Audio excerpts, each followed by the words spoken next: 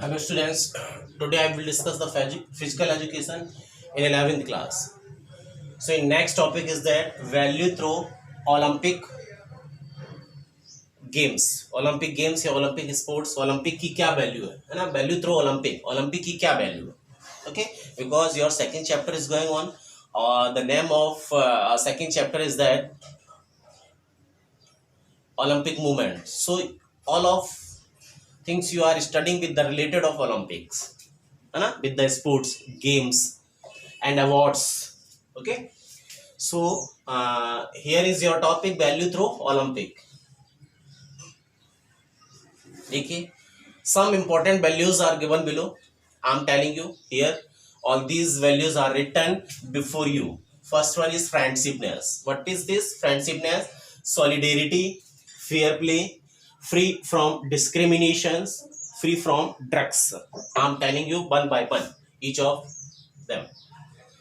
So friendshipness, it means that with the help of Olympics we can develop friendshipness to each other, with each other, with our country and with the other countries also. We can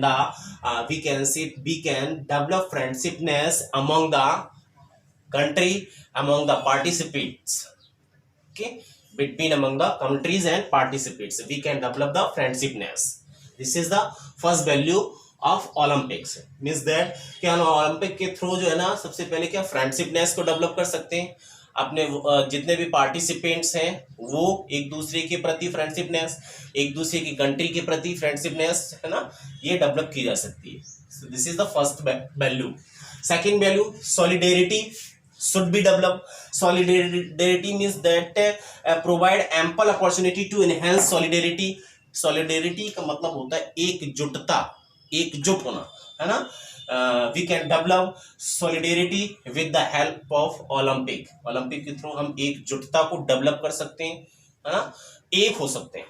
ठीक, और this is the solidarity.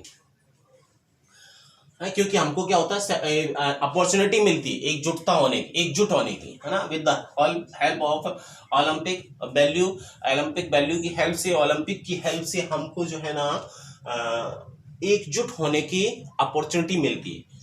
If we get opportunity, अगर हमको opportunity मिलती है तो फिर आप या हम उस अपॉर्चुनिटी को क्यों खोएं, है ना. तो क्या है, we should develop the opportunity. Okay, opportunity and solidarity. हमको अपॉर्चुनिटी डेवलप करनी पड़ती है. जब हमको अपॉर्चुनिटी मिलती है तो सॉलिडेरिटी डेवलप करनी चाहिए आपको. ठीक, एकजुट होना चाहिए. नेक्स्ट है fair play. It is a justice कि दैट ये जस्टिस होना चाहिए कि जो भी ओलंपिक्स हो रहे हैं should be fair, neat and clean तो होना ही चाहिए. साथ ही साथ it should be fair games जितने हैं वो कैसे होना चाहिए,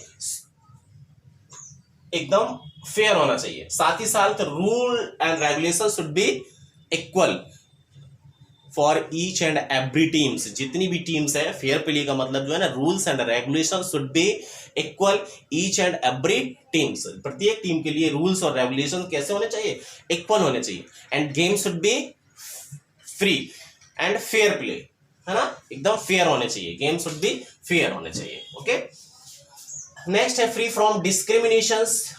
हाँ, ये नेक्स्ट में game should be free from discrimination से फ्री होना चाहिए. अब डिस्क्रिमिनेशन क्या होता है, इट मींस दैट भेदभाव, है ना. डिस्क्रिमिनेशन शुडंट बी, भेदभाव नहीं होना चाहिए. किसके बीच में, बिटवीन द कास्ट के बीच में, बिटवीन द नेशन के बीच में, बिटवीन द रेसिंग पर्सन के बीच में, बिटवीन द रिलीजन, धर्म के बीच में. ये भेदभाव नहीं होना चाहिए. ओके, धर्म के बीच में, नेशन के बीच में, कास्ट के बीच में. एंड क्या, डिस्क्रिमिनेशन शुडंट बी, नहीं होना चाहिए, भेदभाव नहीं होना चाहिए. तो game should be free from discriminations. Okay, and last है फ्री फ्रॉम ड्रग्स. जो भी गेम्स हो रहे हो वो सारे फ्री फ्रॉम ड्रग्स उसमें प्रोहिबिटेड होनी चाहिए. ड्रग्स बिल्कुल मना होना चाहिए. The participants who participates in the games shouldn't take the drugs in Olympics. Okay, so these are the value.